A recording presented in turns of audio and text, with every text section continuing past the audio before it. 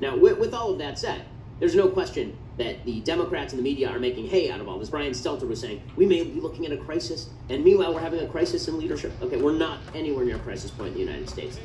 We are just not. We're not. And the fact is that we have double-digit numbers of actual infected in the United States. There's only 60 total infected in the United States. In a country of 330 million people, we have 0 deaths so far. So the notion that we are like on the verge of a widespread outbreak.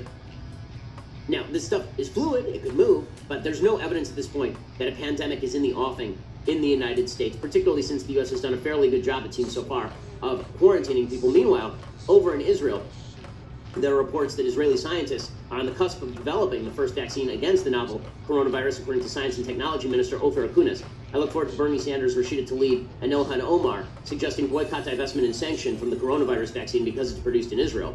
If all goes as planned, the vaccine could be ready within a few weeks and available in 90 days, according to a press release. Congratulations to the Galilee Research Institute on this exciting breakthrough, said the Science and Technology Minister Acunas. I'm confident there will be further rapid progress enabling us to provide a needed response to the grave global COVID-19 threat. For the past 4 years, scientists have been developing a vaccine against infectious bronchitis virus, which causes a bronchial disease affecting poultry. The effectiveness of that vaccine had been proven in preclinical trials.